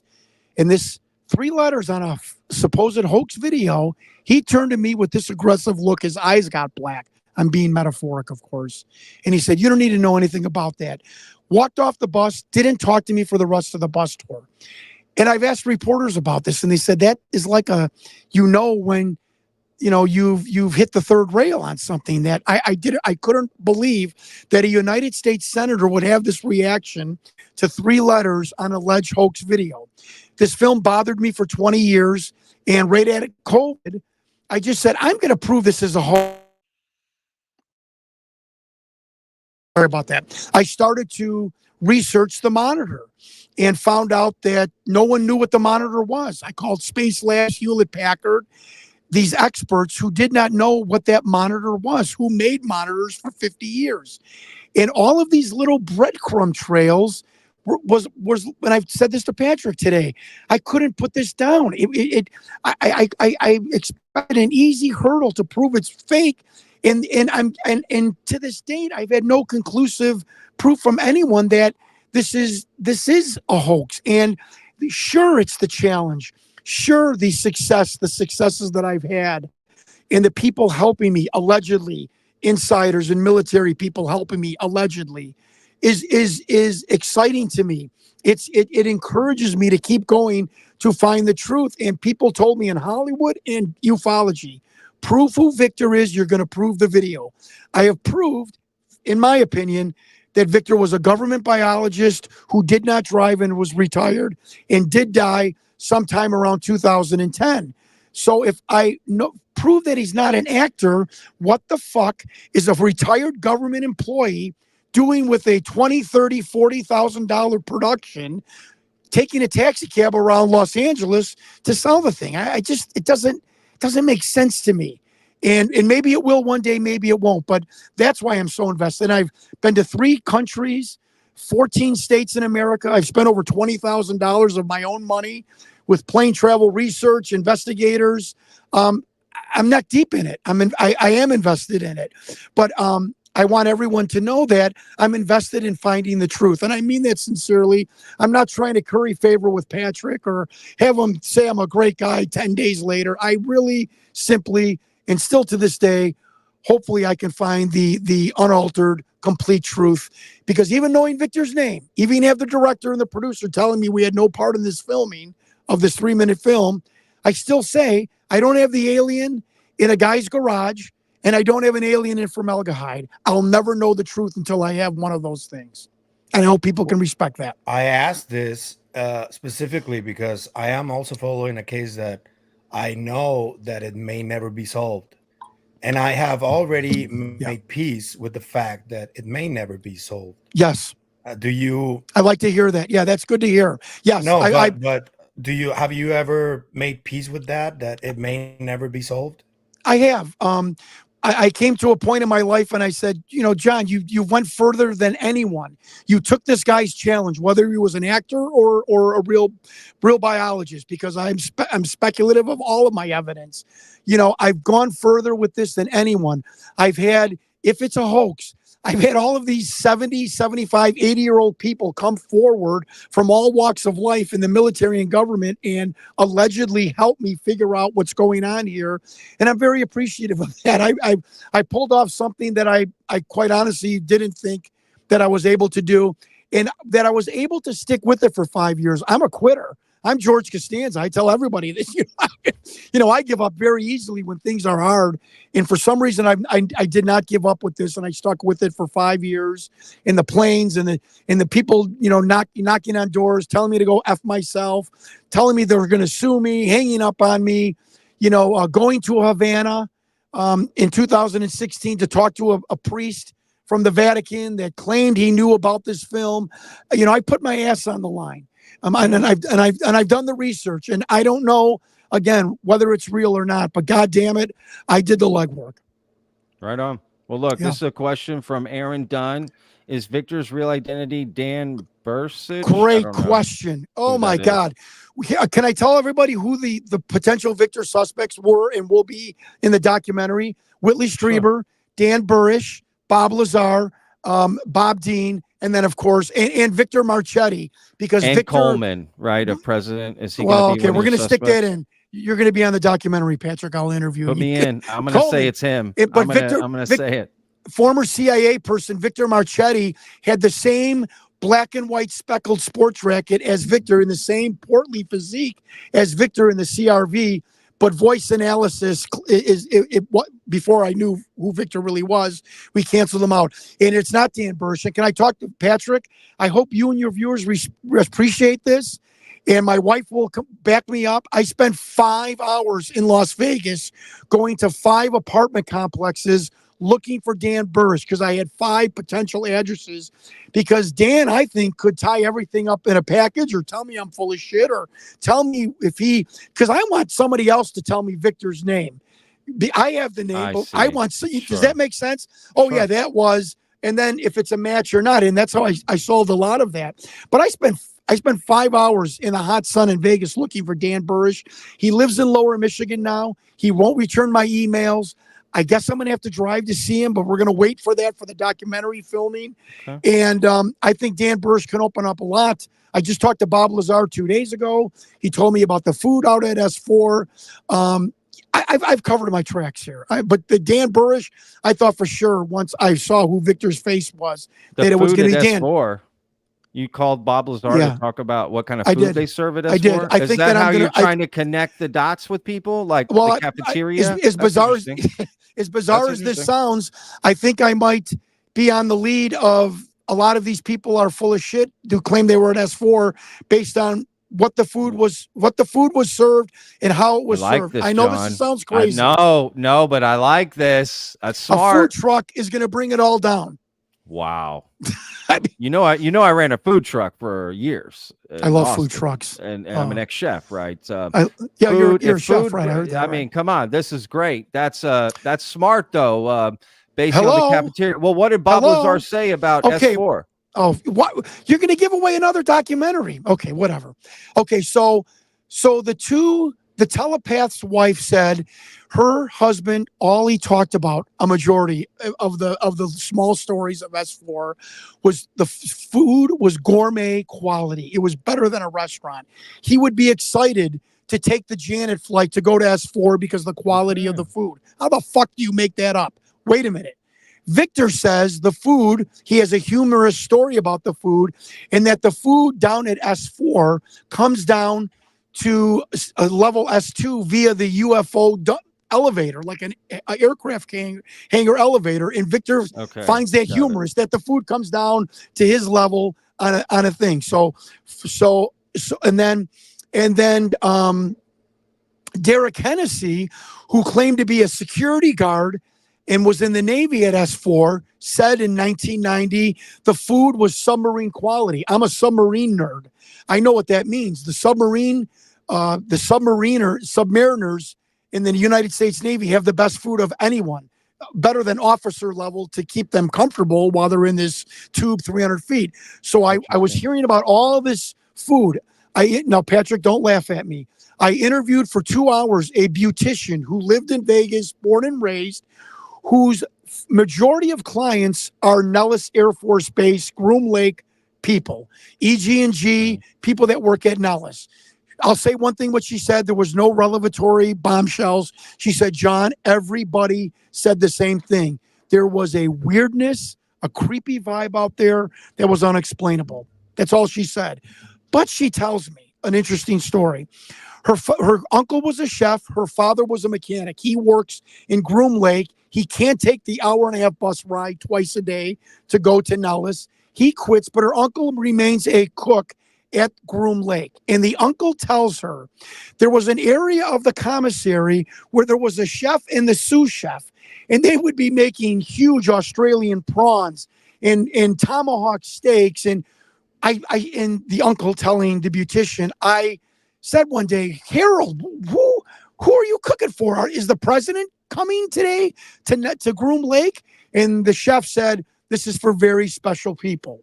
And he's like, because you have to follow military standards of food, and just a bizarre story of an innocuous story of somebody saying just about the food. So now I have all this information. So I emailed Bob Lazar 3 days ago. I said, Bob, because I've emailed him before, nice guy. I said, tell me about the food. Was it gourmet level? He writes back laughing. He's like, are you kidding me? He goes, it was food like a food truck, like a bad cafeteria. Like he wrote, like 7-Eleven, wrap sandwiches. And he said some people at S4 brought their own food. So now I call Rick Doty, who inadvertently is going to destroy this whole case. I said, Rick, I know you've never been a level S4 and S3, and I appreciate his honesty. I said, tell me about S2, which is the top level of S4. The food. He's like, what? I said, tell me about the food. How was the chow? He said it was military cafeteria food. I said, well, Victor and Derek Hennessy claim the food was brought down to level 3 and 4. And Rick Doty said, I'm going to tell you something. I think that's bullshit. You're not taking anything down there that could be contaminated down to level 3 and 4. So, but then again, someone reminded me, Victor didn't really say he ate at S4. He said he basically ate at like the level where the hangar of the UFOs could go down, which was the second level. And I am simply postulating that all of these men are full of shit, and S4 is not an alien containment center, or that I want to find out would the food at least go down one level and not down to the alleged alien area. And the fact that Bob Lazar worked on the top level, and he says this, was his food more casual than being at the S2 Alpha building? I'm not getting off on a tangent, which was, Doty said, prepared under military standards. And I have one question. If anyone could help me, who the fuck were those tomahawk steaks made for at the commissary at Groom Lake? Who are the special people? I don't know. I'm telling you, this is going to break this story. I have a feeling. No, that's interesting for sure. Yeah. Look, I got to take a bathroom break real quick, so I'm going to leave you two real quick. And John, if you can answer this question right here from Dak Casper, you would think they'd want to wear hazmat suits. So going back to the alien interview, I'll be right back, y'all. Victor and people in the program have said that we've had these grays since 1947. We have, for 50 years, realized they are not a contaminant to human beings. And Victor states that in the documentary. Victor also states that the alien interview suite, which I find it funny that a Hollywood actor could call a interview room an interview suite, which is a word when you're trying to provide more comfort for a guest, that it was kept at biosafety level 2, their lowest biohazard level. And at biosafety level 2, and I have had an argument about this on the internet, different universities, different biolabs used variations of the BSL-2. And BSL-2 basically is face covering, something covering your civilian clothes, whether it be scrubs or a smock, and gloves. And once you remove the gloves, you have to wash your hands before you leave. And some BSL-2 2 level labs require safety glasses if you're working on chemicals or if you're working with experimentation with materials, which they were not. So that is why they come very cavalierly. And folks, this is what I thought kind of went to the direction of this might be real. How, as a director, could you be that stupid when the medics come in to not have them in pressurized suits? They're not even in long sleeve scrubs. They're in short sleeve scrubs. Their college t-shirts are showing underneath. I mean, how could you be so stupid as to not hype up the medical staff and put them in more protective garment? I found the casualness of this entire film startling to the point that makes me scratch my head. Yeah, fair. Oh, great question. This is Austin Gilbert. John, do you have the chain of custody of the film and the Victor body? This is going to become what does that mean? Okay, well, the chain of custody for the Victor body. No. Does he mean the alien, right? He means the alien body. Well, if he's talking about Victor himself, no. I couldn't even find an obituary or a death certificate. Oh, Victor's dead? Victor's dead. Victor died in 2000, in about 2010. 2010, yes. Right? You said, yeah. Yeah. Wait, so like 2 years after that video, when he said he was dying, filmed, we found out that he had. I'm just telling you, he had a back scratcher. These are just the faces I make. I can't help it. It just. He had a back scratcher in the car. Jeff Broadstreet said that he was dying, without a doubt, that you could see his skin had, malignancies or maladies. And we believe he had what's called seborrheic dermatitis, which is caused by either liver disease or kidney disease. And it makes your skin very oily and itchy. And Jeff Broadstreet said when he picked him up, the whole shoot, Victor was scratching and his skin looked horrible. And I asked Jeff Broadstreet, do you think Victor was dying? And Broadstreet said, absolutely. I mean, there's no way to know, right? It's just one man's word saying that stuff. So, but interesting. Okay. Yes. Interesting. What did happen if let's say this alien video is real? What did happen to that alien body? Well, it could have went into one of those glass liquid storage containers. I could tell you what military leakers have told me, that deceased beings sometimes are moved around, and that some of the beings who were deceased at S4 were moved to Sandia Labs in the Dugway Proving Ground. This is the new Area 51. It's underground. It's a massive high-tech facility. What they're doing underground, I don't know, but I've seen documents relating to the construction, and it's well known that the government built a huge underground base. What its purpose is for, I can't honestly tell you that I know, but we have been told that many of the bodies have been moved there. We have been told there are bodies at Wright-Patterson Air Force Base, Walter Reed Hospital, Homestead Air Force Base, Fort Belvoir, VOIOR, in Texas.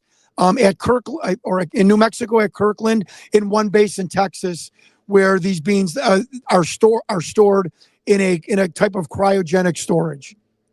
Okay.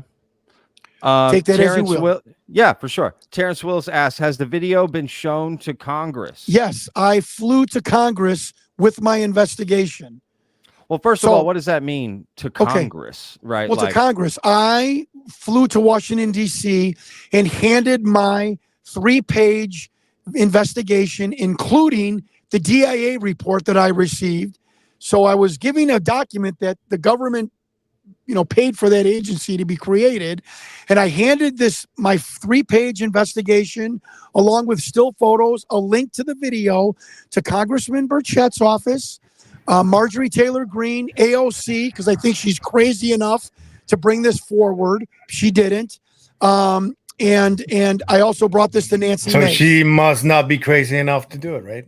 No, she's not crazy enough to do it. No. And believe it or not, my congressman, Brad Schneider, actually mustered his staff to help me with my appeal to the NSA about my phone incursion. So who has actually seen the video from Congress? Well, if they press the link, it would be Tim Burchett, AOC, Nancy But you don't know Mace, if they Marjorie press the Taylor. link. I have not. I've tried. I know that Congressman Brad Schneider's aides have all seen They've seen it. the video. Okay. I Fair have enough, a fair enough. follow-up, Okay. if that's okay. Yes. Yeah, of course, Pavo. Okay. Matt Laszlo from Askapol recently spoke to Luna when she was walking down the stairs at Capitol Hill, and he asked her about. She told him that they were shown images. She wasn't specific about what kind of images, but I wonder, do you think it's the same thing, the video, what they were shown, or are these different images? Like still I would like to images think of so, the but I have to video? be honest. Yeah, I don't know. All I know is I was told that 2 congressmen saw a video of a being being interviewed. They did not say my video, and I'm being honest. Well, But Danny that they Sheehan couldn't- talks about the one- the video. The one's hand was shaking, and the other one could not put the cup of water to his mouth. That's how disturbed they were. I don't know if this was my video, and I'm being honest. Definitely. In my opinion, it's not. But Danny Sheehan did talk about a video. That's right. And this is not the same one. No, So it's there not. are His video several is from the Air different Force in the 60s. videos, right? Even Wow. the clip I played of Yes. Rick Doty earlier on the live stream, right before that, he talks about another alien interview video being real, right? It's the EB1 or what's it called? Something like Well, that. there's Skinny Bob. Skinny Bob. Which was That's put it. through a program called Shutterstock, which I was told, and That to make it video look looks fake. so fake. It looks so fake. I mean, I don't know. What's also Videos, concerning even is if the a real one timestamp. comes out, it'll probably look fake. Do you know what a So- timestamp is, Patrick? Being in TV, Of course. I'm not I've in been told by TV, many but people, I know look what a for the a timestamp. is. Right. Look for the timestamp. Look for the owner's signature. And Skinny Bob's got the owner's signature blacked out. My video has the owner's signature, DNI 27. And there was that doesn't mean anything. No, it doesn't. But I'm just saying that is standard operating procedure of government audiovisual department to put an owner's signature on videos like this. And many videos, including ones of Kraft. When you say at owner's S4 signature, do you mean a watermark? No. At the bottom, owner's signature meaning like DNI/27. Who was this made for? Who is viewing this and what the security level is? And Skinny Bob has a security level number 26. My security level on Victor was 27, which I think is the bombshell. And nobody has still proven to me how a director from Hollywood would know that the security designation at S4, which was R4800, was Yankee White.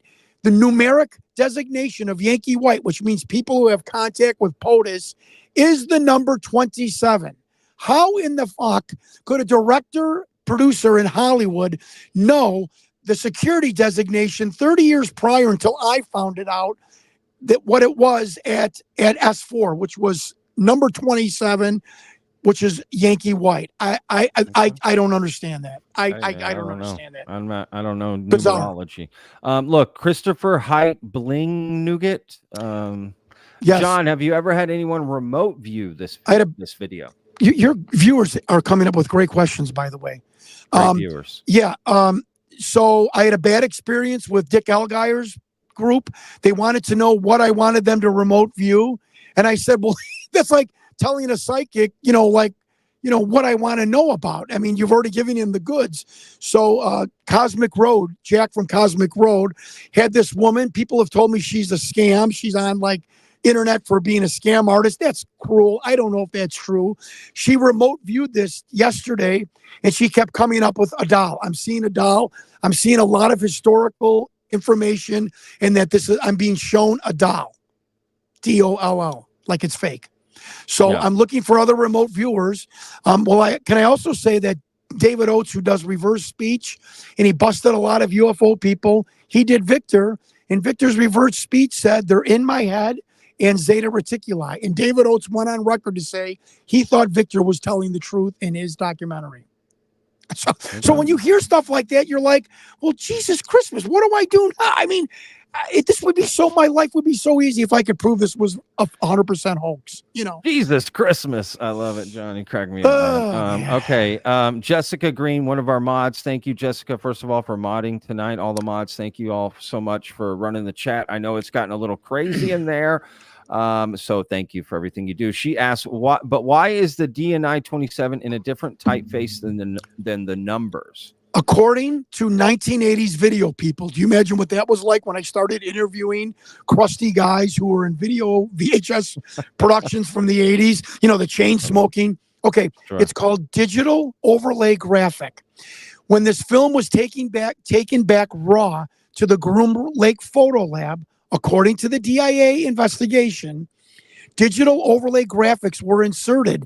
You actually had to cut it out of like construction paper, which why it looks like hand cut, and then put it on the film and then film it. It was very expensive. My friend, who was a cameraman for ABC in Chicago, who just died of pancreatic cancer, told me, quote, John, back in the 80s and 90s, the only people that did digital overlay graphics was the news and the government, because it was so expensive and time consuming to do. So I'm asking you, you're a cheapo producer. Why are you putting the money to put DNI when you can't prove what DNI was? And how did you know 30 years ago that 27 was the security designation for anyone down at S4? Folks, if you can give me that answer, you can take over the investigation. But that was hand done at the Groom Lake Photo Lab, called digital overlay graphics. Yeah. All right. Fair enough. Great question, Jessica. Great question. All right. I got behind on the chat. My bad. Okay. Look, boom. I'm just going to this here. Drillits. Here, let me get rid of this. Boom. Drillits. Shepard question. The purpose of an interview is to hear dialogue. Why is there no dialogue or audio attached to this video at all? It does explain it in the documentary, but yep. John, please. Victor says that he removed, when Victor was copying this to VHS, he removed the audio track so it wasn't to, quote, compromise any of the individuals in that room, the medics and the two people we see in the foreground. So their families would one day know that it was them and that they are part of these programs. So Victor removed the audio track to not compromise the individuals in the room. Got it. Pavo, you have any other questions or comments, or I don't know? Checking in with you. How you doing? I wanted to ask you, did you say you talked to Rick Doty? Oh, I've been talking to Rick Doty for 2.5 years. Absolutely. Okay. That's my question. Thank you. You know, I talk definitely about think Rick it's Doty. suspicious that Rick Doty is involved. I'm not going to lie. I mean, he's I not don't involved. Trust that guy at all. Talking to somebody who is the only person that has a DD 214, which places him at S2 Alpha Papoose Lake, is Rick Doty, other than Master Sergeant Michael Munoz. I am asking you both and your viewers, if you are investigating this film, there is only one person willing to come forward with the credentials and documentation that put him on top side of that facility. Did you not think I was not going to reach out to Rick Doty, at least wade him and ask him? You know, come on, that is crazy. And Rick Doty doesn't know a whole lot about this film. He doesn't know who Victor was. He has helped me with the coding. He helped me with the number 27. He didn't even realize that was on the bottom of the film. And Rick Doty stated on another podcast, Jon Stewart knows more about this than I do. But he's been a guy that I can go to help me with military nomenclature and help me with all kind of aspects of things that I don't understand with the military. Rick Doty has helped me with FOIA requests, what to write. He helped me with a document that I think started the government looking at me. He told me exactly what to say. Rick Doty helped me FOIA the switch log for the police, because it says in the document a military policeman took the cameraman to S4 and then escorted him back. So Rick Doty sat there for an hour helping me type out to the DOD a FOIA request for the military police switch log on April 22nd, 1991, when this film was shot. Come on, folks. You know, he sounds pretty involved to me. Pretty good. Saying. Yes. Well, I mean, if he's willing to answer my questions and help me. I just asked the question, Well, I know that, but I've been attacked for talking to Rick Doty, and I simply tell people, if you can produce someone else, you do whatever you want. Yeah, you're allowed to. You can produce somebody else that has that DD-214 that puts them around Papoose Lake at that time. Man, bring him to him. Bring him to me. Just because you talk to him doesn't mean you agree with everything he says. Thank you. He's done. Well, I tried to tell you that in our first interview. What, you don't think a mafia hitman that ABC News is interviewing, they know that he might be lying, but you still interview him because you might get nuggets of information. He might tell you some truths. He might dissuade you. I agree with you. I will be honest. You do seem very sensitive about this topic, which because I've been so attacked by it. I've been so attacked by it. You've been attacked by a lot of this interview, the entire right. So you do seem a little sensitive about it, but that's fine. I get it. If that's because I've been personally attacked, and I say as an investigator, it is my job and my responsibility to your viewers and anyone that is interested in this. It is my personal responsibility that I talk to every person possible that could give me any kind of information in regards to this video, point blank. So I am sensitive about it because it doesn't make sense why people think that I should have never talked to Rick Doty. It's ludicrous. It's a specious argument. Let people think whatever they want, John. Right? It doesn't matter. Well, I'm sensitive. I'm a Pisces, so I get hostile. I'm sorry if I got you flustered, man. I am. I should have never started this and went public. This is the worst thing I've ever done. John, but go ahead. I'm sorry I got you flustered, man. I didn't mean to. No, you didn't get me flustered. Not at all. Okay. No worries here. Look, this is a good. I'm not saying that name. The video is real. Why are the doctors trying to look in the alien's mouth from behind? Because there is no room in front of the alien.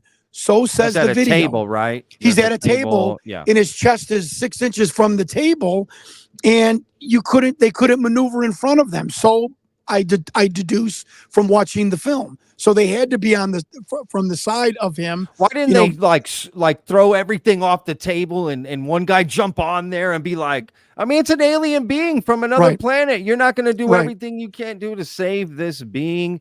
Well, I don't think they realized. No, stay in camera.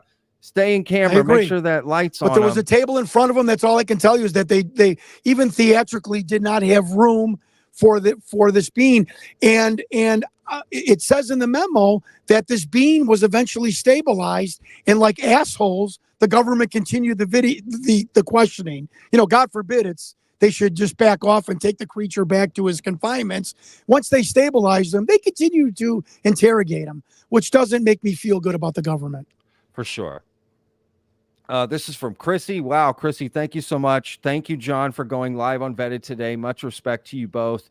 Pavo, you rock. Thank you, mods. Y'all thanks, Chrissy. The work you appreciate do behind that the scenes. very much. Wow, Chrissy wrapped up everything right there, right? She made sure to just hit it all. Yeah, absolutely. I agree with that entire Chrissy, the check is in the mail. Yeah. And let's be real, John, earlier you mentioned this. I wanted to interrupt you and say you were like, oh, you've donated for podcasters and given. Yes. You have never given me $1, nor have I ever asked you for $1, nor will I ever accept $1 from you. I just want to make that clear. I don't want people to insinuate, oh, John is giving Patrick money. No. But I encourage people, support Patrick, buy his merchandise, Patreon, well, whatever, if you like them, because, let me finish, because this costs money. What Patrick and other podcasters are doing costs money. And if you like what they're doing, if you think it's a benefit toward the community that we are all in, then you should support them. That's all I'm saying. Hey, that's fair. I can't disagree with that for sure. I did get a few beers to crash the interview. I'm kidding. Yeah.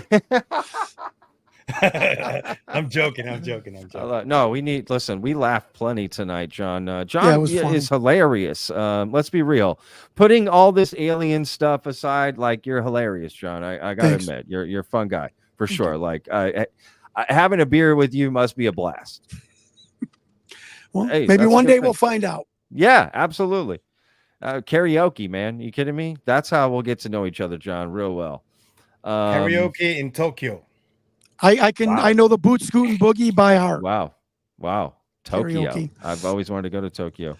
Look, we're gonna go like 10 more minutes here. So get in your final questions. Yeah, John, good questions, by the way. Jeez. Is there anything that we didn't bring up that you want to bring up? Well, the green blip. The green blip. So Oh, That's what my first investigation was. This green, bizarre blip we thought was a physiological monitor that none of the experts, Hewlett-Packard and Space Labs, who made monitors for NASA, I talked to their experts in the engineering department. They didn't know what this was. Right there in the bottom right above the numbers. Yes. Okay. A month ago, somebody sends me Whitley Strieber from Communion, who says at a conference a year ago, I think this film is real, and I'm going to tell you why. Do you see that green blip? I saw that exact green blip out of the corner of my eye when I was writing the book Communion at my house, and it made me nuts. And I knew it was from the beings trying to communicate with me, possibly helping me mentally to finish and write this book. I would try and put my hand over the blip that was in midair out of the corner of my eye, and I could not stop it. My question is, I never told anyone about this green blip. How in the hell is it on a cheap hoax video production of a video company in California in 1997? All right. Okay, vetted viewers. Now I'm just saying, put yourself in Jon Stewart's shoes. I'll be a devil's advocate. advocate. Jesus Christmas. Quick. Okay. Here we go. Your brother, you're wearing me out. Fucking feel like I wrestled Yokozuna for 20 minutes. Oh my God. I'm channeling Sergeant Slaughter here. Oh, look, boy. Those kind of like little that seems like something you get at anywhere, a little like Spencer store. I mean, it doesn't seem like anything special or. Well, the guy from National Geographic found that it was an actual box with glass surrounded by a finned metal bracket. So it was actually a device. I am asking. Oh, the experts don't know what it is. Yes, it could be special effects called window dressing, something added. Yeah. How could you explain Whitley Strieber seeing this in the 80s, not telling anyone, and it appears in a hoaxed video? He never told anyone? He says he told no one until he went to that conference and spoke live on that microphone. All right, fair enough. So I'm just saying, folks, put yourself in my shoes. I walk around with my head spinning. I don't know what to believe anymore. I really don't. See, why isn't that front doctor right there jumping in front, trying to actually save this alien? They're not actually trying to. Well, the alien isn't dying either. He's just having a respiratory cough attack. Doesn't he die after this? Oh, he dies. He die right he here on dies shortly camera? After this, yes, but not that day or not that month. But Victor said he doesn't died die. Shortly. Oh, so he doesn't die on video here? No, he does not, sir. They stabilized him. I thought he did. No, they stabilized him, and he continued with the interview. Oh. Yes. All right. And they wiped some kind of black foamy liquid out of his mouth too. They continued with the interview. That's what you were talking about. Yeah, that's what I just said. That's what makes me disgusted about our government. Let's stabilize this being, and let's not care about him. Let's continue interrogating him. That really pissed me off when I heard that. Right? Pissed me off. Like Guantanamo Bay sort of thing. Exactly. Anyway, real quick, I do want to one last quick thank you to Chrissy for that super chat. Okay, look, let's let me see. Get the last couple questions in here, I guess, before we head off. And I'm really enjoying the questions. Sincerely, thank you to your viewers. These are great questions. That was repeated before this one, if I may. Yeah. Have you ever, John, had an experience? Hey, great question. Yeah, great question. I made a MUFON case. I was outside of Blue Diamond, Nevada. My wife and her sister were two Italian yentas yakking it in the front seat. I'm in the back seat. I look to my right. I see a chrome globe-shaped object about 3,500 feet in the air. I said, well, I'm going to wait till the American Airlines plane makes a right or a left because it's got to be the nose cone out of American Airlines plane. And I kept watching it. It just sat there and it blinked off. It didn't dissipate. It blinked off. It didn't dissipate. I made a MUFON case. They told me that Blue Diamond, Nevada is a huge hotspot. This is right by the petroglyphs, the extraterrestrial, Native American petroglyphs in, I think, Red Rock State Park in Nevada, if I'm hatcheting that. Very bizarre experience, but no aliens, no, I've had some bizarre instances in my life that I won't go into that were very spiritual or metaphysical, but nothing to do with UFO aliens, other than seeing that chrome ball in the air. And I made a report about it. Thank you. No, yeah, great question, Yeah. Pavo. Good question. Great question. Well, look, John, I mean, I think we'll just let everyone kind of give their final thoughts. Man, what do you want to tell people? What's the last thing, where can people follow you, find out more about your investigation? I think we're going to have to do another interview, maybe not a live stream, and talk about the Lockheed Martin stuff, because I know we didn't get to that on this. Yeah, there's new stuff so that came out with that. if you want, I'm happy to do an interview with you, man. Yeah. And you and I can just have a one-on-one with it, and I'll put it out, and Absolutely. I'm happy to do that. Absolutely. But apart from that, what do you want to tell people about this, the alien interview, Victor, whatever? I first of all, thank you for having me back on. I hope we brought this to a different level and a new tone that I think should be indicative in our community. I am here to help people. I want people's help. I just want people to know I don't fully believe whatever the truth is. I don't know fully confident what the truth is. I hope people respect that about me, but I have worked my ass off for this.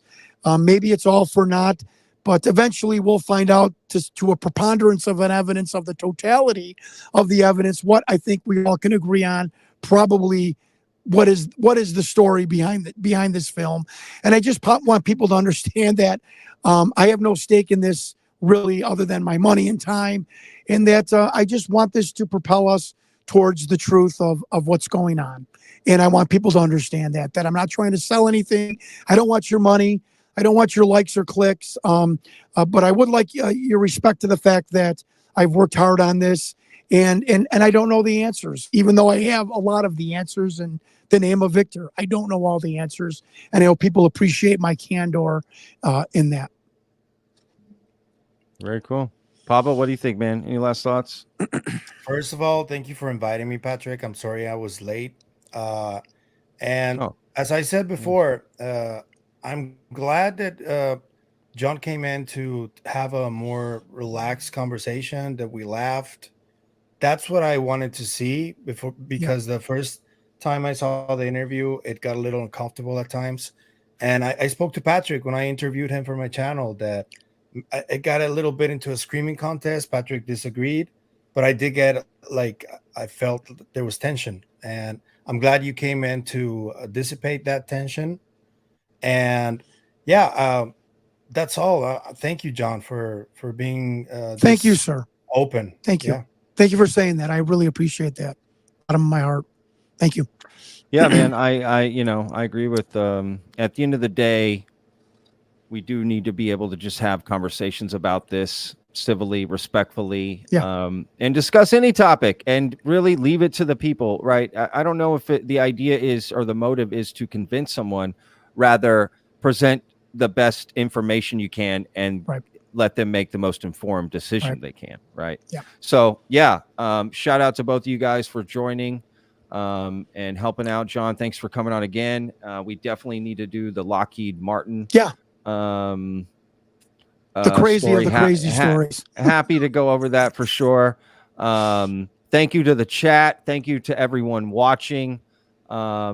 I didn't really pay attention to what we got to, but I think it was quite a few people.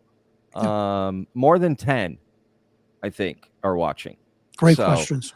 Great questions to everybody. Thank you to the mods. Thank you to Pavo. Thank you to Jon. Thank you to everybody. This is how we should do it. So, look, we'll see you guys on tomorrow's episode of Vetted at 12 p.m. Central Standard Time. Again, Jon, where can people find you? Where can they... and then I'll add it to the description as well, so they can click on it. You can go to my really bad website, huntingvictor.com.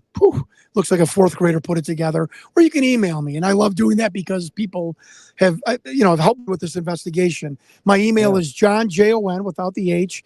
My middle name, Alan, Alan, and my last name, Stewart, Stewart, at AOL.com. I know, don't laugh at me. I still have AOL. I'm an old guy. What can I tell you? But anybody that's got anything relevant they might want to add, that giving my email has been revelatory and life-changing for this investigation. So have at it. Awesome. And thank you again for having me on. I appreciate it. Yeah, of course. And don't forget, y'all, check out Pavo's. I'm sure a lot of you watching are already checking out Pavo's stuff, but you guys know where to go check out Pavo on Twitter. Pavo, what do you want to tell them to go check out? I'll let you say it. What am I saying? Twitter, Pavo Ibarra me da, all together, and Psicoactivo Podcast on YouTube and on Twitter as well. So thank you. And you guys know where to follow me here.